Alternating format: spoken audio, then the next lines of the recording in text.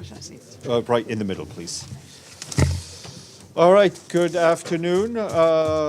We are delighted to welcome back again our friend Yasmine Sherif, who, as you know, is the Executive Director of Education Cannot Wait, and she's here to brief you on the annual report of Education Cannot Wait. So, Yasmine, please, you have the floor. Thank you. No. Go Yeah, ahead. here we are. I was about to vote. Okay, thank you very much, Stefan, and thank you for having us. I will give a 5 minutes briefing, as promised, as we launch our report at Education Cannot Wait, which is, as you know, I recognize so many of you, a global fund for education in emergencies and protracted crises, hosted by UNICEF, serving the entire UN system, civil society, and our host governments, and our strategic donor partners, and civil society. The report is titled Results Against All Odds, and you can imagine all odds, because we are seeing more armed conflict, a growth of climate-induced disasters, and the biggest refugee movement since World War II. So to be able to deliver results requires working together as per the United Nations Secretary General's reform program, joint programming. And that is what ECW does. We invest in joint programming to support the SC's proposal. Now, in this report, you can see that we have achieved results against all odds. And we would like to thank all our ECW partners, communities, local communities, teachers, parent associations, Minister of Education ministers, and development ministers who provide us with the funding, and civil society working on the front lines, and the many UN agencies who are part of this joint programming. The credit is theirs. ECW is a catalyst. Most of all, we have to thank the children who are clinging on to hope despite the darkness and the odds against them, still wanting to go to school, wanting to learn, and wanting to change their lives. Now, despite all these alarming trends and realities, Education Cannot Wait has, with this report, we have reached 11 million children and adolescents since we became operational in 2017. That's 6 years, 11 million with a holistic quality education. An education that is child-centered and that entails the entire spectrum of school meals, academic training, arts, and mental health and psychosocial services, protection, teacher training, and teacher support, amongst so many other things. So that is, it shows a speed, because normally at its best, it's 1 million per year. Here it is 11 million in 6 years. Last year, covered by this report alone, we reached 5.6 million children with a quality education. How is it possible? It's exponentially just increasing more and more and more because we have the system in place. We use the United Nations humanitarian and resident coordinator system. We work in close partnership with the education ministers. We work with all our in-country partners in the UN system, in the communities, in the civil society, in the teachers' associations. So through joint programming, you can reach and keep reaching more because the system is established. What is missing and what is the biggest danger is financing. Let me just give you a few snapshots. More than half, that is 51%, are girls. And this is not just a number.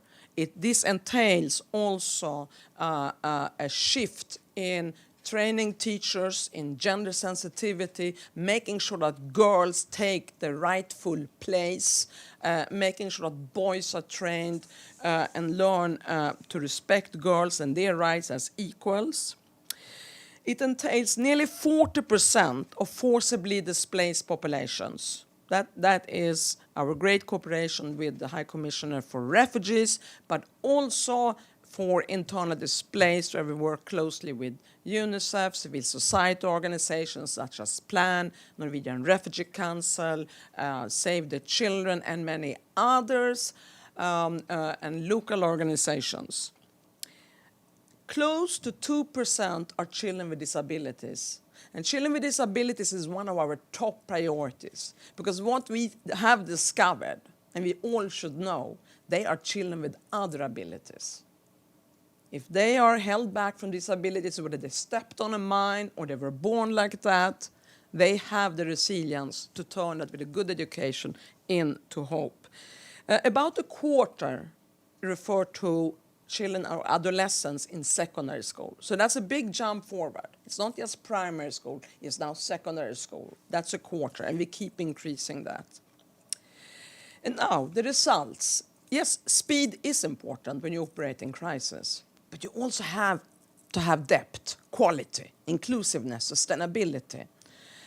And they have to come out of school learning to read and write, learning math, being healed from the traumas through MHPSS, having the school meal, and I greatly honor the school meal coalition led by World Food Programme. Here, 80% of our investments have led to academic improvements that are measured by tests. 80%. 72% shows significant improvements in children's social and emotional learning, meaning also healing through the mental health and psychosocial services provided. We also see that climate-induced disasters have nearly doubled. In 2022, they were 14%. And in 2023, just 1 year later, 27%, directly impacting education. Education and climate disaster is this tight and so interrelated, cannot separate the two. So again, financing is the main challenge. Our strategic plan for 2023 to 26 intends to reach an additional 20 million. And for that, it requires $1.5 billion. We have so far mobilized over 900 million for this strategic plan alone, but 600 million is missing. We need that to reach 20 million. And here, let me remind everyone, there are 224 million, and the number is increasing by the day, children and adolescents, 224 million, a minimum, who do not access a quality education as a result of conflict, forced displacement, or climate disasters. We see intensifying conflicts in the Sahel, in Sudan, the Democratic Republic of the Congo, Ukraine, Haiti, the Middle East. We have the largest displacement crisis in the world in Sudan today, with 4.6 million children displaced, the majority inside Sudan, and over 1 million as refugees. And there is a refugee regional response plan that needs more funding. We have Gaza, and according to the head of Gaza, Philippe Lazzarini of UNRWA, the entire school system has been decimated. We have Ukraine, and I was in Ukraine last week. We have 4 million children have seen a disruption in their education. 4 million, especially on the front lines, north, east, and south. And then we have Afghanistan. We are now marking the 3rd anniversary of the ban on girls' education beyond grade 6. An estimated 1.5 million girls cannot attend school due to their gender. And then we have the climate-induced emergencies, which have disrupted the education for 62 million children around the globe. So again, education and climate. You're going to be serious about climate change, invest in education. I will end here. I will hold you the report. Results against all odds. And I will end with an appeal to all public sector partners, all private sector partners, fund education. Because when you fund education and invest in education cannot wait, you invest in these children. You make their dreams a reality. You also invest in the United Nations because you help realize the Secretary General's reform programming on joint program, on coordination, and you achieve quality.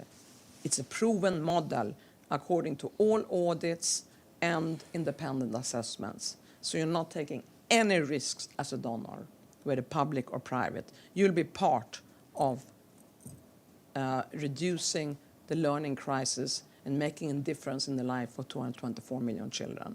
And I'm proud and grateful to all our partners for doing that difference and showing it's possible with 11 million children in the toughest corners of the world.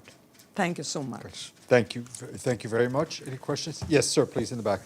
All right, thank you. My name is Ridwan. I'm a UN Dag Hammarskjöld Fellow from Ghana.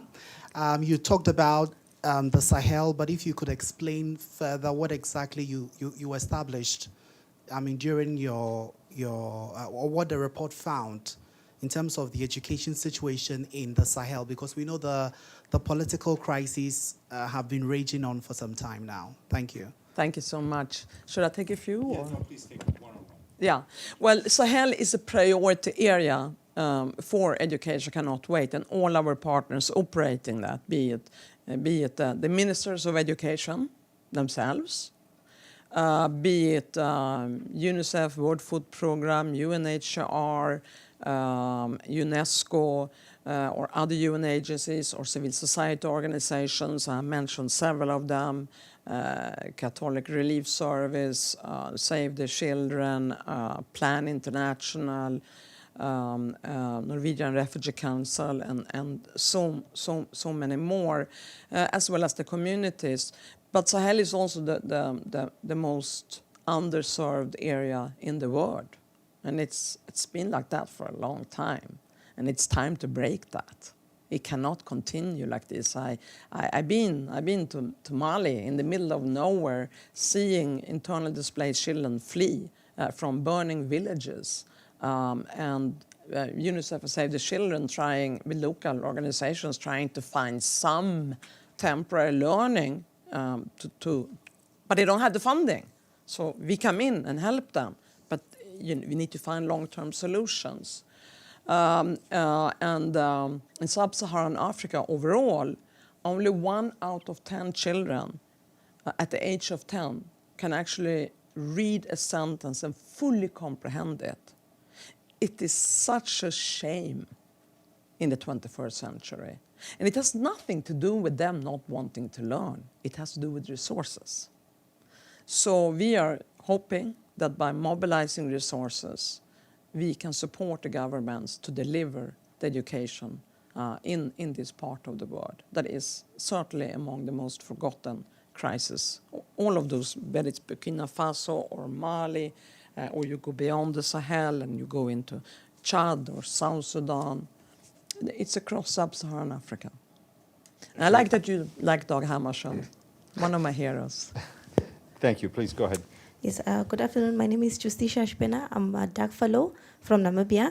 I wanted to find out, you spoke on the impact of climate on education, and I wanted to find out whether there are any disparities in terms of the impact of climate change between rural and urban areas when we speak of education. And also with your study, I also wanted to find out whether you have looked into the psychological impact of climate change on students and how it affects their learning. Thank you very much. Well, we rely on studies conducted by our partners, such as Save the Children, UNEP, when it comes to climate change, and others. So we don't conduct studies ourselves. But, climate disasters, first of all, the poor segment of a society are usually in the rural areas. And that's also where the least investments are made. And that is pretty much a global problem. When you had the flooding happen in Pakistan, you had close to 25,000 schools being either damaged or destroyed. And so whether it is in urban or rural areas, the disaster does not look for a difference. They just come. However, for those in the rural areas, it's tougher and harder to bounce back because there are always less resources in the periphery. And the other thing is a climate disaster never arrives with a warning, if you put it that way.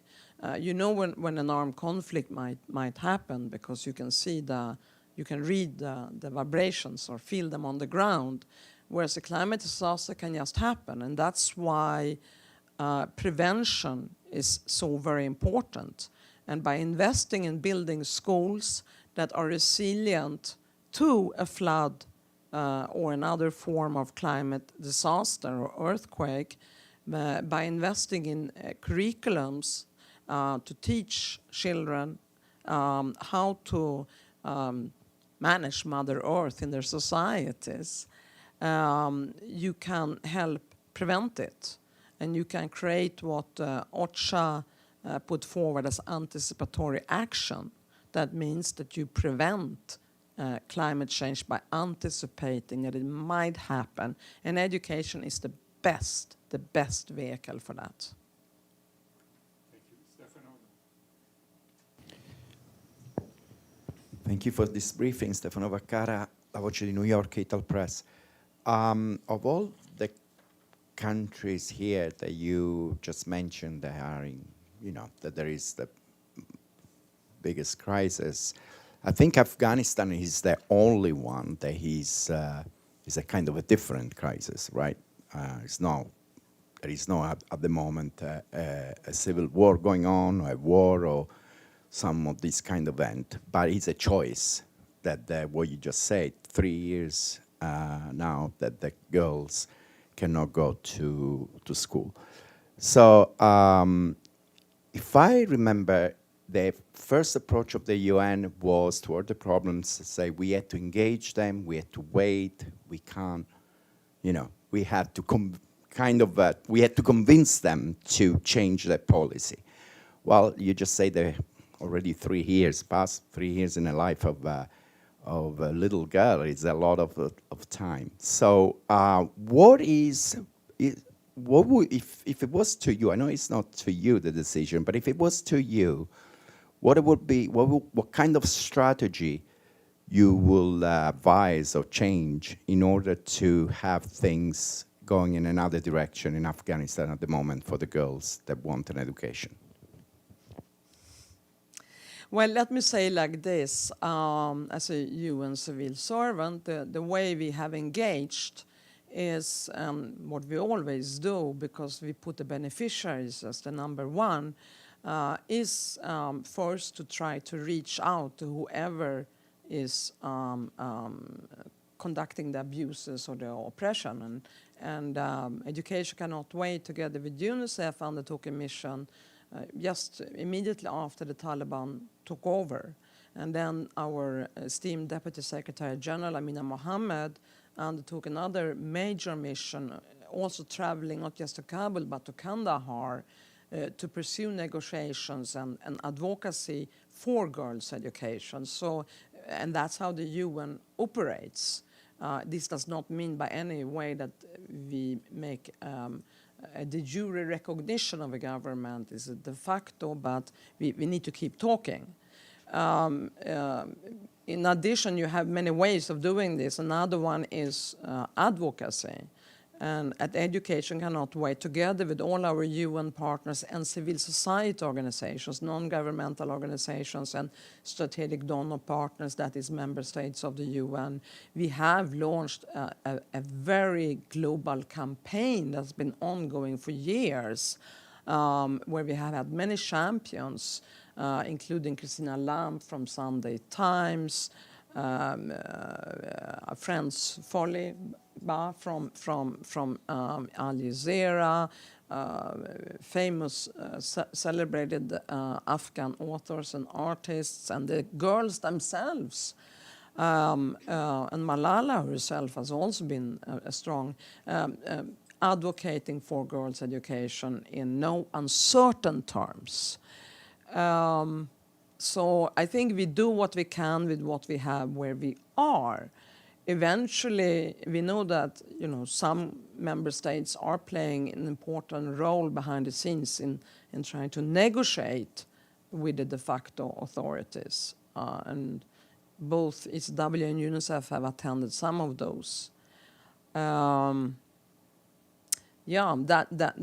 That's how we operate. I was in Afghanistan. That was my first field mission in 1990. And that was, a little bit over 10 years after the real war and invasion of Afghanistan started in the late 70s. So Afghanistan has suffered ever since the late 70s. And now we have these extreme fanatic bands that are, I would say, it won't take long until we explicitly call it gender apartheid. So something has to be done. It has to be done now because the girls are suffering, the adolescent girls are suffering to the extent that many of them want to commit suicide. We are supporting schools run in country at the community level so that they can access education and distance learning. So we do what we can, but it has to be a solution. Cannot continue like this. Is the only country in the world, and certainly the only Muslim country in the world. There's nothing in Islam that says that girls should not write. If you open the Quran, the first thing says read. That applies both to feminine and masculine or whatever you qualify yourself. So I think that there is clearly a need to enlighten whoever is placing these bans. A big dose of education would do well. Thank you. Yes, sir. Thank you, Stefan. Thank you for doing this. This is Karim Awifia from the Maghreb Arab Press Newswire. Your microphone. Karim Awifia from Maghreb Arab Press Newswire. Given your assessment in the report, do you see glimpse of hope in still achieving the SDG related to education by 2030, especially for Africa? Thank you, and I think it's good that you highlight Africa, which is the worst affected. But I would say, put aside Ukraine, which I visited last week, that is extremely sad, painful, and our supporter, we have supported Ukraine with over $25 million, I think, in total. A recent program was launched of 18 million for Ukraine in support of children's access to remote learning. The Global Business Coalition provided an additional $50 million for remote learning for Ukraine. Now, put that aside. Everything else happens in the Global South. Everything else. All the suffering, the misery of lacking in education is in the Global South. And as our Secretary General said again and again, we need to look into global governance. We need to go back to the UN Charter of 1945, where great world leaders stood up and made a promise that human rights, access to education, human rights and freedoms are equal for all with no discrimination. Will we reach that by 2030? Well, we haven't reached it today. And it's over 70 years since the Charter was announced. We are falling behind on the figures of education, as we are on many other SDGs. But it's up to leadership of this world. As our High Commissioner for Refugees recently said, it's up to the leaders of the world to return to the UN Charter and assume the responsibilities. And we better move with speed before this planet is affected by climate change, beyond recognition, and a big part of humanity cannot read and write. And wars and conflicts continue unabated. Somebody got to take responsibility for their political power, namely to implement the UN Charter. But yes, no, I don't think we'll reach it by 2030. But I think if we invest more in education and the other SDGs and are less introvert, if you put it that way, and feel a greater sense of responsibility globally, meaning that we are willing to be generous in sharing our resources and equity, yeah, we can bridge the gap significantly. But it's all up to political will. But political will is so abstract. It's all up to your ethical framework as a human being, your value system. Who are you? Why are you in this world? And I think the UN Charter has the answer. So go read the UN Charter, anyone who wants to play a leading role in this world, because all the answers are there. On that note, we know what we have to read. Thank you so much, Yasmine. Always welcome here, and thank you all. Have a great day. Thank you, everybody. Thank Read you. it again before the GA. You know now, don't you? Yeah. It's a beautiful charter. I love it. Take care now. Thank you. Thanks, Stefan. Yeah, okay. Thank you.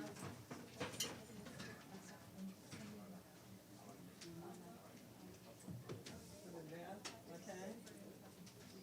Like this? Yeah. Shall I look at you? Sure. And a bit serious too. Huh? And